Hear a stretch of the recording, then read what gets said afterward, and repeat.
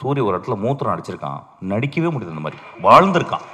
நான் நான் கீழே குனிஞ்சு அவன் காலை முத்தமிடுவேன், அந்த அளவுக்கு அந்த படத்தை பண்ணியிருக்கான். தெரியல, தமிழில் இருக்க பெண்ணுங்கள்லாம் இப்போல்லாம் நடிக்கவே வரதில்லை நல்ல படங்களுக்கு.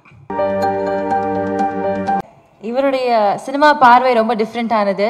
லிங்குசாமி சார் சொன்ன மாதிரி என் படம்டா பாருங்க அப்படின்னு சொல்லி காமிப்பார். அதுக்குள்ளே ஒரு டிஃப்ரெண்ட்டான ட்ராவல் இருக்கும். ரொம்ப ஜெனுவின் ஃபில்ம் மேக்கர். ஸோ இந்த படத்தை பற்றி ஒரு சில வார்த்தைகள் பேசணும் அப்படின்னு ஆசைப்படுறோம்.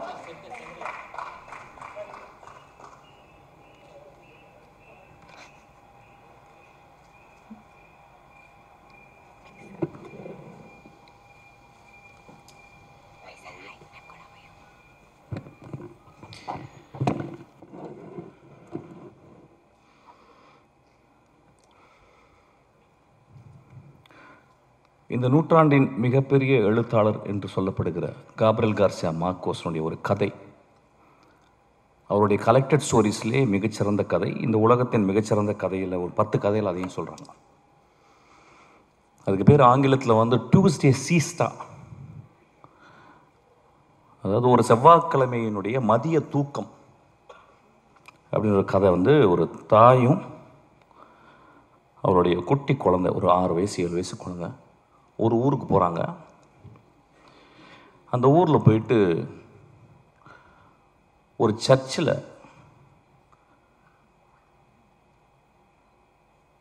தன்னுடைய மகனுடைய கல்லறை எங்கே இருக்குன்னு கேட்டு போகிறான் அந்த தாய். அப்போ அந்த பாதிரியார் சொல்கிறார், வந்து அந்த ரெஜிஸ்டரை கொடுத்து அதில் சைன் போட சொல்கிறாரு. அந்த தாய் சைன் போடுறான். அப்போ அவர் கேட்குறாரு, ஏமா இப்படியாப்பட்ட ஒரு பிள்ளையை பெற்ற அப்படின்றாரு. அப்போ ஒரு சின்ன ஃப்ளாஷாக காப்ரியல் கார்சியா எழுதுறார். அந்த மனிதன், அந்த மகன் அந்த ஊருக்கு வந்திருக்கான். ஒரு நாள் இரவு ஒரு கதவை உடைக்கிறான். அந்த வீட்டுக்குள்ளே ஒரு பெண் தனியாக இருக்கிறாள். அவளுக்கு தெரிஞ்சிருச்சு யாரோ ஒரு திருடன் வந்து கதவை உடைக்கிறான்னு. நல்ல மழை வேறு. அந்த பெண் ஒரு துப்பாக்கி எடுக்கிறான். அந்த துப்பாக்கி எப்படின்னா வந்து ஒரு 100 வருடங்கள், ஒரு 50 வருடங்கள் யூஸ் பண்ணாத ஒரு துப்பாக்கி. யாரோ தாத்தாவோ யாரோ உள்ளே வச்சுருக்காங்க, அது மட்டும் தெரியுது. சின்ன வயசுலேருந்து பார்த்துருக்கேன். அந்த துப்பாக்கி தொட்டதே கிடையாது. துப்பாக்கி கண்டா பயங்கர பயம். வேறு வழி இல்லாமல் உள்ளே வந்தவன் ஒரு வேளை கொன்னுறான், திருடிட்டு ஒரு வேளை கொன்னுட்டானா என்ன பண்ணுறது அப்படின்னு ஒரு பயத்தில், அவன் யாருன்னு தெரியல, அவன் துப்பாக்கி எடுத்துகிட்டு போய் அந்த கதவுக்கு நேராக நிற்கிறான். கை உதறது. சார் யாரும் பேசாதீங்க சார் ப்ளீஸ். கை உதறது. அந்த கதவை உடைச்சிட்டு வந்தால் எவ்வளோ உயரத்தில் வருவான் எவ்வளோ அப்படின்ற மாதிரி அவன் வயிற்றை நோக்கி அந்த துப்பாக்கியை அப்படியே காட்டிக்கிட்டே இருக்கான். கை உதறது. அப்போ காப்ரியல் கார்சியா எழுதுறாரு, அந்த கை உதறலுக்கு காரணம் பயம், 28 வருடங்கள் தனிமை அப்படின்னு எழுதுறாரு.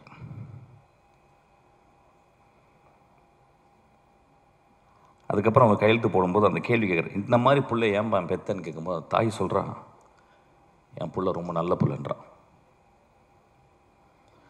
நண்பர்களே, ஒரு பெரிய கேள்வி வரும், திருடனை பெற்ற தாய் எப்படி நல்ல புள்ளன்னு சொல்கிறான்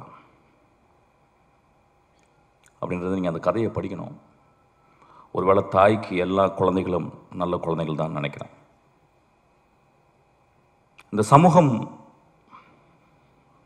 நிறைய குழந்தைகளை நிறைய தாய்கள் பெற்கிறாங்க.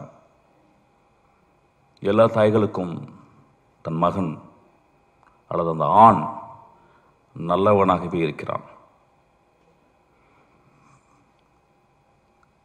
கை உதறலுக்கு காரணம் தன்னை கொலை செய்துவிட போகிறான் ஒருவன் அப்படின்ற பயம். அதுக்கப்புறம் 28 வருட தனிமை அப்படின்றார். அது ஏன் அந்த இடத்துல எழுதுனான்னு தெரியல. அந்த மாதிரி ஒரு தனிமையான பெண் தான் இந்த கொட்டுக்காளி. ஆக்சுவலாக கீழே வந்து ஒரு சப்டைட்டில் போட்டிருக்காங்க, ரொம்ப எனக்கு உடன்பாடே இல்லை. an adamant girlனு. instead of that they would have put an adamant society அப்படின்னு போட்டிருக்குன்னு நினைக்கிறேன்.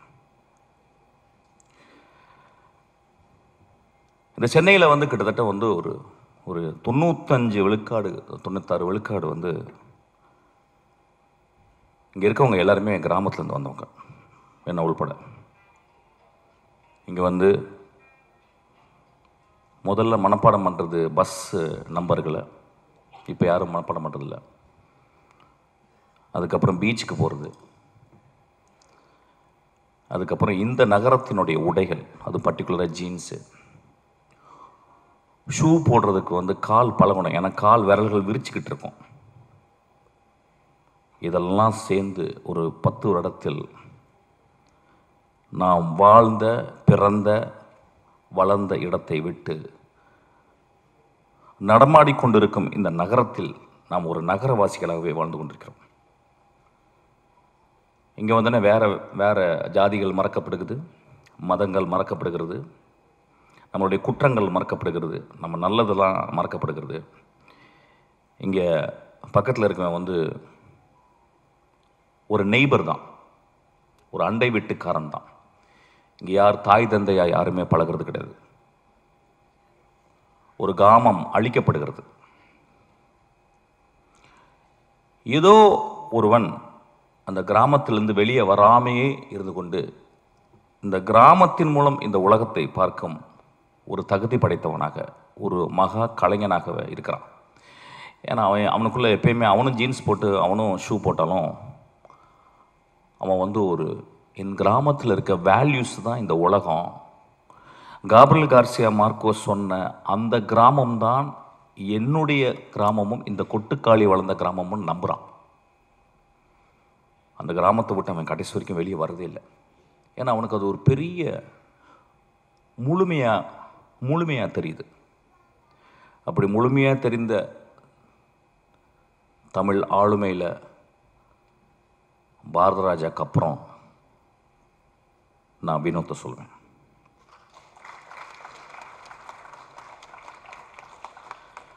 ஒரு திரைப்படம் எதுக்காக எடுக்கப்படுது அப்படின்னா, நிறைய பேர் என் அசிஸ்டண்ட்டை கேட்பேன், எதுக்குடா, எனக்கு தெரிஞ்சு 250 அசிஸ்டண்ட் என்னை விட்டு போயிருக்காங்க. ஒரு வருஷத்துக்கு கிட்டத்தட்ட ஒரு 3000 அசிஸ்டன்ட் டைரக்டருக்காக வர்றவங்களை நான் சந்திக்கிறேன். கொஞ்சம் கூட சோம்பேறித்தனம் படாமல் அவங்கள்ட்ட நான் வந்து கேட்குறேன், எதுக்குப்பா நீ சினிமாவுக்கு வர்ற அப்படின்னு. அது இன்வேரியபிளாக என்ன ஆன்சர் இருக்கும் அப்படின்னா, சார் நான் சாதிக்கணும் சார், ஏதாவது ஒன்று பண்ணணும் சார் நான் அப்படின்னு தான் சொல்லுவான். அந்த கிட்டத்தட்ட எல்லா வெர்ஷன்ஸும் ஒரே மாதிரி இருக்கும். இல்லை சார் என்கிட்ட ஒரு கதை இருக்குது சார், நான் ஒன்று பண்ணணும் சார். இப்படி தான் இருக்கும். அப்படி தான் நானும் வந்தோம், லிங்குசாமி வந்திருப்பார், சங்கர் சார் இப்படி தான் வந்திருப்பார், எல்லாருமே மணிரத்னம் எல்லாருமே இப்படி தான் வந்திருக்கும். இங்கே வினோத் ஒருவேளை என்கிட்ட அசிஸ்டண்டாக வந்தால், ஏன்டா வினோத் என்கிட்ட வந்த அப்படின்னு கேட்டால் அவன் இந்த ஆன்சர் சொல்லியிருக்க மாட்டான். சார் இந்த உலகத்தை என் கதை மூலியமா மாற்றணும் சார் அப்படின்னு வந்திருப்பான்னு நினைக்கிறேன். இந்த கதை மூலம் தமிழ்நாடையே மாற்றிருக்கான். எப்பயுமே சொல்லுவாங்க, நான் ரொம்ப பொங்கி பேசுவார், ரொம்ப எக்ஸாஜரேட் பண்ணி பேசுவார், ட்ராமாட்டிக்காக தான் பேசுவார் அப்படின்னா. நான் எப்பொழுதுமே அது ஒரு சத்தியமாக எடுத்துக்கிறேன். ஒரு மேடையில் வந்து பேசும்போது அடுத்த வார்த்தை என்னன்னு எனக்கு தெரிஞ்சிட்டா நான் வந்து இந்த சமூகத்தை நான் நெருப்பை ஊற்றி கொளுத்துறேன்னு அர்த்தம். நான் மேடையில் பேசும் பொழுதாவது என் நாக்கில் உண்மை தவழ வேண்டும் என்று நான் நினைக்கிறேன். ஏன்னா வீட்டில் நிறைய பொய் பேசுகிறோம், மேடையை விட்டு கீழே நம்பருக்கு நண்பர்கள்ட்ட நிறைய பொய் பேசுகிறோம், ப்ரொடியூசர்கிட்ட நிறைய பொய் பேசுகிறோம், நடிகர்கள்ட்ட நிறைய பொய் பேசுகிறோம். இந்த மேடையில் உண்மை பேச மட்டுமே நான் வந்திருக்கேன். அவ்வளவு தைரியத்தையும் நெஞ்சுரத்தையும் என்னுடைய ரத்தத்தை கொதிப்பு நிலையும் கொண்டு வந்தது இந்த படம்.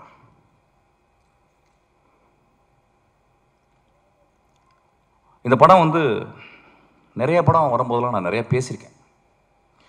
ஃபார் எக்ஸாம்பிள் வழக்கு எண் வந்து பேசும்போது இதே மேடையில் நான் வந்து ரொம்ப பயங்கரமாக பேசினேன்னா ரொம்ப கோவமாக பேசினேன். சமூகத்தையே நான் வந்து என்ன இப்படி பண்ணுறீங்க அப்படின்னு பேசினேன். அப்போ அன்றைக்கி வந்து நிறைய இதே மேடையிலால் என்னை கேலி செய்தாங்க, நான் பார்த்துருக்கேன்.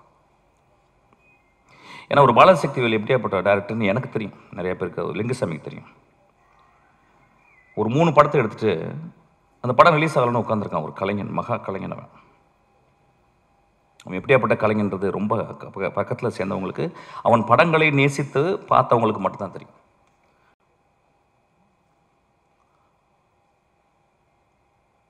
இந்த படத்தில்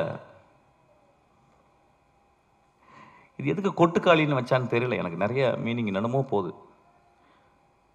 நான் ஒரு ரொம்ப நாளைக்கு முந்தி சிவகார்த்தியனுடைய படத்தில் ஒரு பூஜை அன்னைக்கு ஒரு நாள் ஒரு சாப்பாடு சாப்பிட்டு இருக்கும்போது பக்கத்தில் ஒருத்தன் வெள்ளை சட்டை வெள்ளை பேண்ட் போட்டு ஒரு கிராமத்தில் இருந்த ஒரு பையன் மாதிரி உட்காந்துருந்தான். அறிமுகப்படுத்தினான். யாரா நீ தம்பி அப்படின்னா. சார் நான் தான் சார் வினோத். அப்படின்னா யார்ப்பா?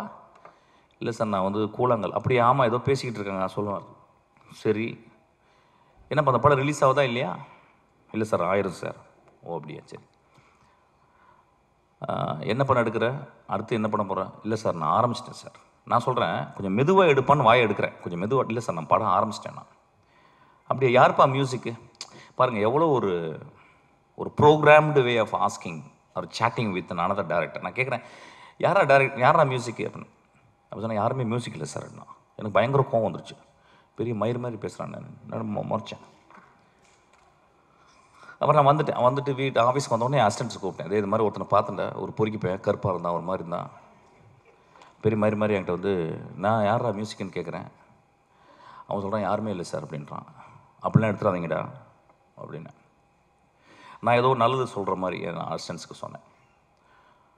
இந்த படத்தை பார்க்கும்போது தான் தெரிஞ்சுது என்னை வினோத் செருப்பு கழட்டி அடிச்சிருக்காங்க. நல்ல டைட்டில் கிடச்சிருச்சு ஆக்சுவலி இன்னைக்கு. அவன் நிஜமாகவே என்னை செருப்பு கழட்டி அடித்தான். நான் எல்லாரையும் செருப்பு கழட்டி அடித்தான்னா என்னை வெளியே போய் பயங்கரமாக திட்ட ஆரம்பிச்சாங்க டேரக்டர்ஸ்லாம். அது எப்படி பேசலாம், நாமளும் படம் தானே எடுத்துருக்கணும், அதனால் நான் மட்டும் இதை எடுத்துக்கிறேன். என்னை மட்டும் வினோத் செருப்பை கழட்டி அடித்தான். இந்த விழாவுக்கு வரும்போது நான் காலையில் மனசு பேசினேன். ஏன்னா இப்போ நான் 2 படம் பார்த்துட்டேன். ஒன்று மாரியுடைய வாழை பார்த்துட்டேன். அது ஒரு வாரம் பைத்தியமாக இருந்து, அன்றைக்கி நைட்டு ஃபுல்லாக பைத்தியமாக இருந்து ஃபுல்லாக எழுதி அசிஸ்டன்ட் டேரக்டர்லாம் தூங்காமல் உட்காந்து ஒரு 3 பேஜில் ஒரு லெட்டர் எழுதி வரும் நம்ம நாளில். இப்போ அதுக்கு முடித்து அந்த பைத்தியம் முடியுன்னு தீர்றதுக்குள்ளேயும் இந்த பைத்தியம், இது பைத்தியம் இல்லை, இது பேயே பிடிச்சிச்சு எனக்கு.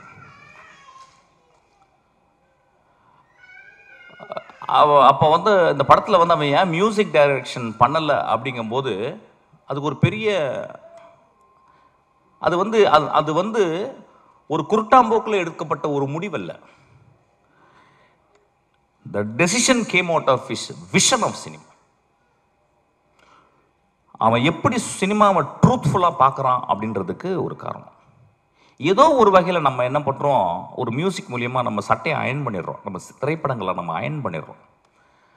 அவன் என் சட்டை என் திரைப்படம் சுருக்கமாகவே இருக்கணும் அப்படின்றான். என் பாட்டியினுடைய அந்த இடுப்பை சுற்றி இப்படி உள்ள சொருகுவா பார்த்தீங்களா, அது வெளியே எடுத்தால் எவ்வளோ சுருக்கம் இருக்கும் அந்த முந்தானையில், அந்த அளவுக்கு சுருக்கத்தை அவன் பார்க்குறான், அவ்வளோ ட்ரூத்து பார்க்குறான். இந்த படத்தை பற்றி நான் வந்து ஒரு 4 நாள் கண்டினியூஸாக என்னால் பேச முடியும். ஏன்னா படத்தை பார்த்துட்டு வெளியே வந்தோடனே நைட்டு நான் என்ன பண்ணுறதுன்னு எனக்கு தெரியல. வழக்கம் போல் சொன்ன மாதிரி நல்லா இருக்குப்பா, சூப்பர்ப்பா, நல்ல ட்ரை பண்ணியிருக்கேன். இப்போ நிறைய பேர் சினிமா பாட்டு வந்தோன்னா உஷாராக பேசுகிறது எப்படின்னு கேட்டிங்கன்னா வித்தியாசமாக முயற்சி செஞ்சுருக்கேன்னு. அது கெட்ட வார்த்தை சொல்லி தான் சொல்லணும், பட் அப்படி சொல்ல முடியாது, போர் அடிக்குது எனக்கு ஆக்சுவலாக. அந்த மாதிரி எதாவது பேசிட்டு போயிடுறது, இல்லைன்னா நல்ல ஃபியூச்சர் இருக்குப்பா அப்படின்றது, அப்புறம் ரொம்ப மோசமாக ஒரு தடவை பார்க்கலாம் அப்படின்றது. நண்பர்களே,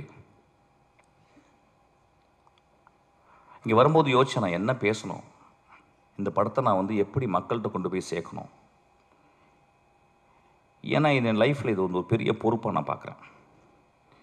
என் மகள் பிறக்கும்போது என் மனைவியின் கையில் என் மகளை பார்த்துட்டு நான் எவ்வளோ சந்தோஷப்பட்டனோ அதே மாதிரி இந்த படத்தை பார்த்தப்ப சந்தோஷப்பட்டேன்.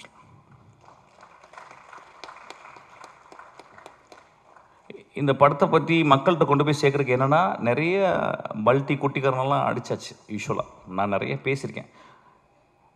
இந்த படம் மக்கள் வந்து எல்லாரும் பார்க்கணுன்னா நான் அவுத்து போட்டு கூட நிற்கிறதுக்கு தயாராக இருக்கேங்க இந்த இடத்துல.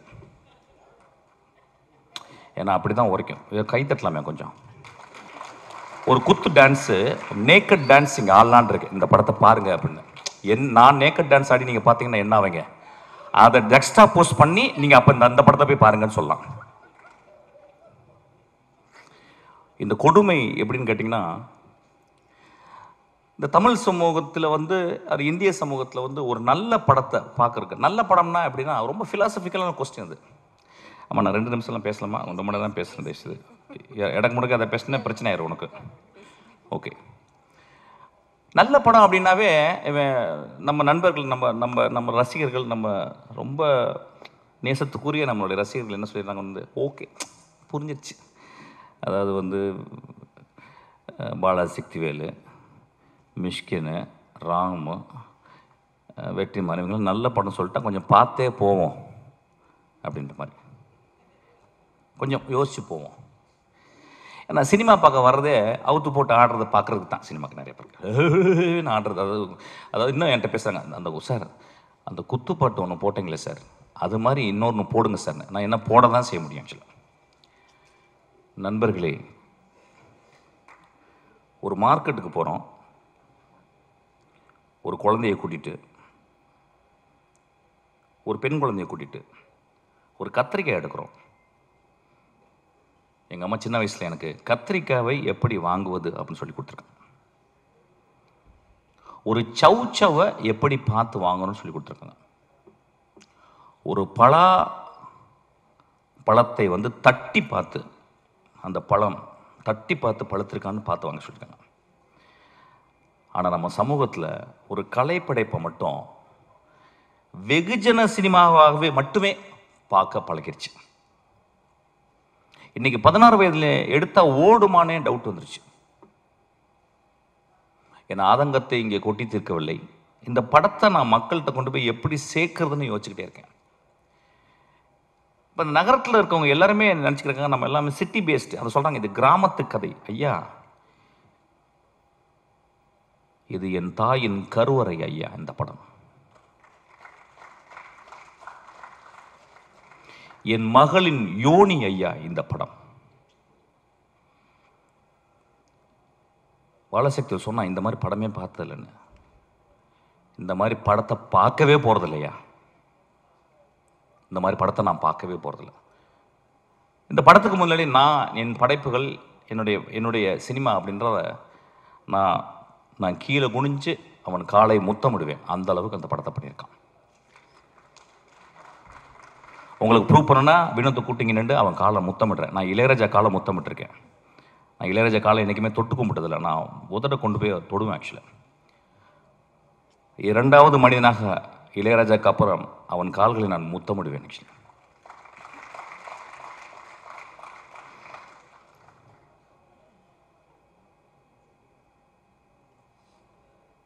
ஒரு படத்தை பார்க்கும்போது அடுத்த சீன் என்ன, அடுத்த சீன் என்ன, அடுத்த சீன் என்ன, அடுத்த சீன் என்னன்னு சொல்லிட்டு நாங்கள்லாம் எழுதுவோம்.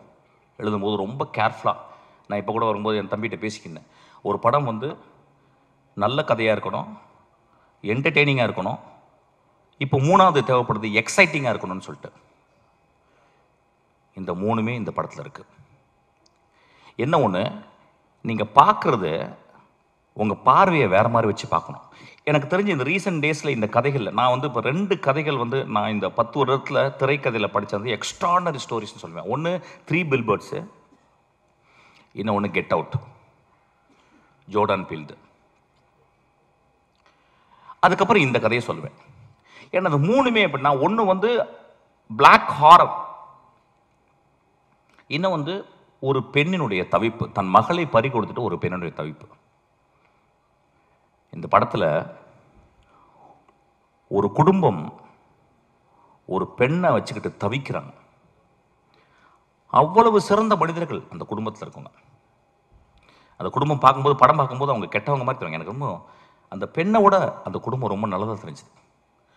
வினோத் இந்த கேரக்டருக்கு வந்து வேற யாராவது பண்ணியிருந்தா நல்லா இருக்காதோ, நடிச்சிருவாங்களோங்கிறதுக்காக தன்னுடைய அக்காவையும் தன்னுடைய பெரியம்மா பொண்ணு தங்கச்சிகளாம் நடிக்க வச்சிருக்கான். இந்த படத்தில் வந்து 2 காட்சிகள் நான் சொல்லுவேன். பாலாஜி பாதி கதை சொல்லிட்டேன். ஆக்சுவலாக நான் சொல்ல மாட்டேன். உன்னை அதுக்கு அடிக்கணும். டே பாலாஜி, பாதி கதையை சொல்லிட்டேன். நீ ஆக்சுவலாக நான் சொல்ல மாட்டேன். இந்த படத்தில் வந்து ஒரு சேவல் நடிச்சிருக்கு, அதான் முதல்ல பார்த்துருப்பீங்க. சேவல் நடிச்சிருக்குன்னு சொல்கிறத விட அந்த சேவலை அவன் வந்து கேப்சர் பண்ணியிருக்கான்.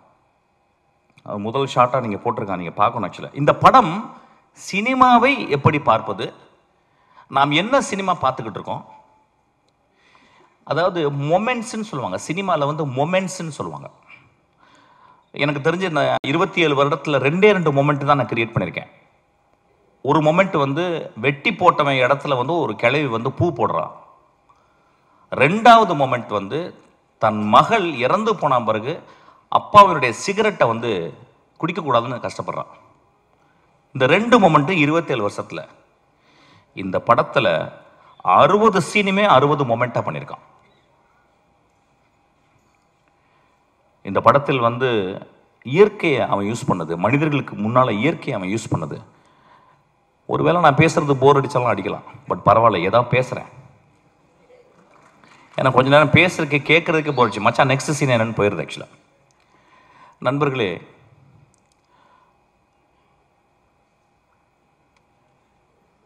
ஒரு நல்ல கதை, ஒரு நல்ல கதாசிரியர் தோற்கப்படுவதில்லை, சமூகத்தால் கொலை செய்யப்படுகிறான். ஒரு நல்ல கதையும் ஒரு நல்ல கதாசிரியரும் அவ்வளவு பேரன்போட ஒரு சமூகத்துக்கு இந்த கதையை எழுதுனா பீச்சில் ஒரு பங்களா, மிக வசதியான காரு, அதுக்கப்புறம் 100 வருஷத்துக்கு வந்து சொத்து அப்படின்னு இல்லாமல் இந்த கதை பண்ணால் சமூகத்தின் இதயத்தை கொஞ்சோண்டு தொற்றுலாம் அப்படின்னு வினோத் பண்ணியிருக்கான்.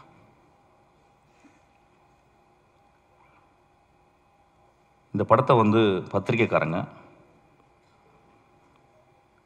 எல்லா படங்களுடைய திறப்பு வாசல்களை திறந்து வைக்கிறது பத்திரிக்கையாளர் தான். வந்து படம் வந்து பார்ப்பாங்க, பார்த்துட்டு எனக்கு தெரிஞ்சு எல்லா நல்ல படங்களையும் அவங்க வந்து ஆறத்தழுவி முத்தம் கொடுத்துருக்காங்க.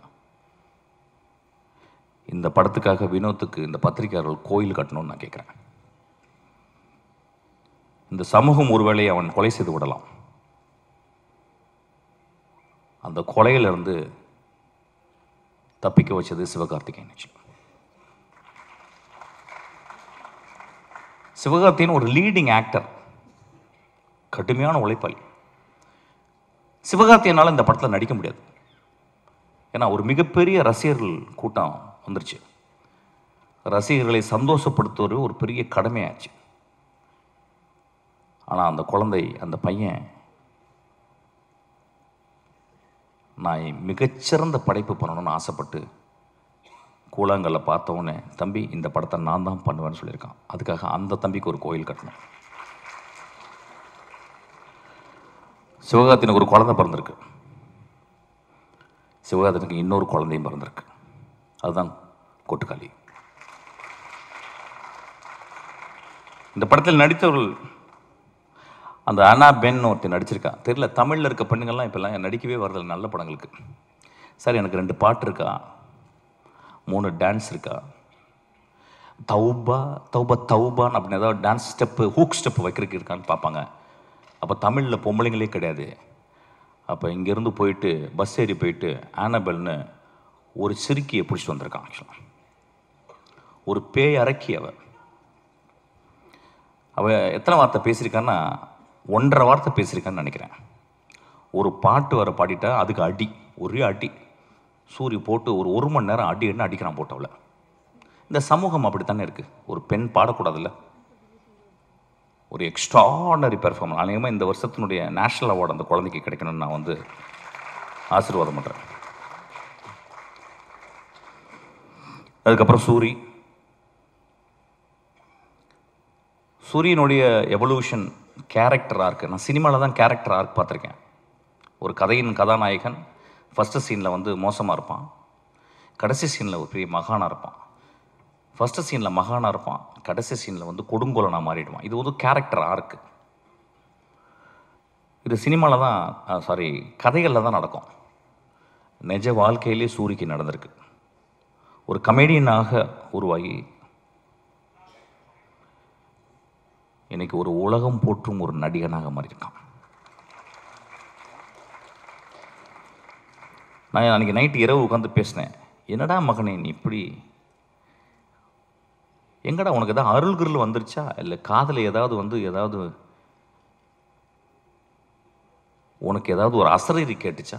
உன் வாழ்க்கையில் இப்படியாப்பட்ட முடிவுகள் எடுத்து இப்படி நீ வேகமாக அப்படியே வெற்றிமாறன், அப்படியே கருடன், அப்படியே ராம், இன்றைக்கி ஒரு எக்ஸ்ட்ராடனரி. எனக்கு தெரிஞ்சு இன்றைக்கி தமிழ் சினிமாவின் மிக முக்கியமான 2 நடிகர்கள் நான் சொல்லுவேன், விஜய் சேதுபதியும் சூரியன் நான் சொல்லுவேன். ஆக்சுவலாக நான் விஜய் சேதுபதி ஒர்க் பண்ணேன், 67 நாட்கள் ஒர்க் பண்ணேன். ஒரு நாள் கூட எங்கள் 2 பேருக்கு ஒரு சின்ன உராய்வு கூட ஏற்படல. அந்த குழந்தை அவ்வளவு கண்ணியமாக, அவ்வளவு மேன்மையாக நேசித்து ஒரு கேரக்டர் நடிச்சிருக்காங்க. இந்த படத்தில் சூரிய அதே மாதிரி தான். எனக்கு தெரிஞ்சு இந்த படத்தில் சூரிய தவிர வேற யாராவது நினச்சி கூட பார்க்க முடியாது. சூரிய ஒரு இடத்துல மூத்திரம் அடிச்சிருக்கான், நடிக்கவே முடியாது. இந்த மாதிரி வாழ்ந்திருக்கான். அதுக்கு வினோத் அந்த கேமராவை பக்கத்தில் இட்டு போகிறான். அப்படியே அவன் மூத்திரம் அடிக்கிறதுக்கு போய் பக்கத்தில் போயிட்டு நான் பயந்துட்டேன், கீழே கேமரா டில் டவுன் பண்ணிட போகிறான்னு பார்த்தேன். ஆசையை வருது டில் டவுன் பண்ணி பார்க்கலாம் அப்படின்னு சொல்லிட்டு. ஆனால் அப்படியே மேலேயே வச்சு அதுக்கப்புறம் சூரிய திரும்பி பார்க்குறான். மனிதர்களே என்ன பெர்ஃபார்மன்ஸு, என்ன எவ்வளவு நம்பிக்கை அந்த கேமரா மேலே. மொதல் சீனை அவன் கிட்டத்தட்ட ஒரு 4 நிமிஷம் கேமரா எட்டு போயிட்டு ஒரு அம்மா குளிச்சுட்டு அதை தலையில் தண்ணியை தொளிச்சிட்டு தன் மகள் இப்படி பண்ணிட்டாலே, மகள் இப்படி பண்ணிட்டேன்னு அவள் கோயிலுக்கு போகிறத ஒரு extreme long shot. I think இந்தியாவில் ஒரு லாங்கஸ்ட் ஷாட்டாக கூட இருக்கும்னு நினைக்கிறேன். அங்கே எடுக்கும் போதே அவன் அதோடைய கான்ஃபிடென்ட்டை சொல்கிறான். நான் என்ன மாதிரி படம் பண்ண போகிறேன், என்ன மாதிரி படத்தை நீங்கள் பார்க்க போகிறீங்கன்றது அவன் பிச் பண்ணுறான். இந்த படத்தை பற்றி இன்னொரு தருணத்தில் நிறைய பேசலாம். ஏன்னா இங்கே மொத்தமே 4 டேரக்டர்ஸ் தான் வந்திருக்கோம். நான் ரொம்ப நேரம் டைம் எடுத்துக்கூடாது, நிறையா பேசுவேன், என்னால் பேச முடியும். So Suri has given an extraordinary. அதாவது இந்த படத்துக்கு அப்புறம் சூரியை நம்ம எப்படி பார்க்கலாம்னா, ஒரு இந்தியாவின் ஒரு மிகச்சிறந்த ஆக்டரை நம்ம பார்க்கலாம். அது ஏன் சொல்கிறேன்னா, அந்த அளவுக்கு அந்த கேரக்டர் அவன் மண்ணிலிருந்து, அந்த வெறுங்காலிருந்து நான் பார்த்தேன். சூரிய செருப்பு போட்டுக்கணும், செருப்பு போடாமல் அவன் அப்படியே அதுக்குள்ளே ஒரு அதான் சொன்னாங்க, ஏதோ அந்த டீட்டெயில் கால் அதை சூரிய சொன்னதான் நல்லது, சூரிய சொன்னது தான் அது நல்லாயிருக்கும். ஆக்சுவலி எப்படி அதை நடித்தான் அந்த குரலுக்காக. நான் அந்த கழுத்தில் இது பண்ணிட்டு பார்க்கும்போது நான் ஒரு இடத்துல உத்து பார்த்தேன், இந்த இடத்துல கழுத்து நரம்பு புடைக்குது. ஸோ நடிக்கலை அந்த இடத்துல. He took so much of sincere and truthfulness to exhibit something extraordinary. கேள்விப்பட்டேன் கூழாங்கல் பார்த்த உடனே சூரி விரட்டி போயிருக்கான். ராம் என்கிட்ட சொன்னான். ஆனால் கிட்டத்தட்ட டெய்லி 2 தடவை ஃபோன் பண்ணி, ராமண்ணா கொஞ்சம் வினோத்தை சொல்லுங்கள், அடுத்த படம் எந்த படமாக இருந்தாலும் அதில் ஒரு சின்ன கேரக்டராக நடிக்கிறேன்னு. அதுக்காக சூரிக்கு நம்மலாம் கிளாப் பண்ணுவோம். அதான் ஒரு கலைஞன் இன்னொரு கலைஞனை தேடி ஒரு சீனாவும் நான் நடிக்கணும்னு சொன்னான் பாருங்க. அவன் ஒரு பெரிய மேதை தான். பெரிய மேதை தான் அவன். நண்பர்களே, இந்த படத்தை பற்றி நான் நிறைய சொல்ல முடியும். ஆனால் I am not very sure how far I can talk. ஒரு மிகப்பெரிய அனுபவம். இந்த படம் ஒவ்வொரு குடும்பமும் போய் பாருங்கள். அதாவது மோசமான படங்களை சில படங்களை நம்ம பார்க்குறோம். மோசமான காட்சிகளை நம்ம குழந்தைகளுக்கு கொண்டு போய் காட்டுறோம். மோசமான படங்களை இந்த இளைஞர்கள் போய் பார்க்குறாங்க. அதெல்லாம் பார்க்கலாம், தப்பு கிடையாது. அது ஒரு ஆர்ட். போர்னோகிராஃபியும் ஒரு ஆர்ட் தான். அது யாரால எடுக்கப்படுறதுன்ற பொறுத்து. ஆனால் இந்த படம் இந்த தமிழ் சமுதாயத்தை, எனக்கு தெரிஞ்சு இதை விட ஒரு பொலிட்டிக்கலான படம் தமிழில் வந்திருக்கான்னு எனக்கு தெரியல. இதை விட ஒரு பொலிட்டிக்கலான படம். அந்த ஏரியா நான் பேச வேணான்னு யோசிக்கிறேன். ஏன்னா இங்கே பொலிட்டிக்கல் படம்ன்றது வேறு கருத்துக்களோடு உலாவுது. ஆனால் ரொம்ப அமைதியாக ஒரு பொலிட்டிக்கல் படத்தை, மோஸ்ட் பவர்ஃபுல் பொலிட்டிக்கல் ஃபிலிமை வினோத் அசால்ட்டாக எடுத்திருக்கான். நண்பர்களே, நான் மீண்டும் கேட்குறேன், இந்த படத்தை நீங்கள் எல்லாரும் பார்க்கணும். பத்திரிக்கையாளர் இந்த படத்தை பற்றி மேன்மையாக எழுதணும். இந்த பத்திரிக்கையாளர்களுடைய மனசாட்சி நான் சொல்லுவேன். இந்த படத்தை நான் தேவராஜெல்லாம் நான் பார்த்தேன். 25 வருடம் நான் பார்க்குறேன் தேவராஜா.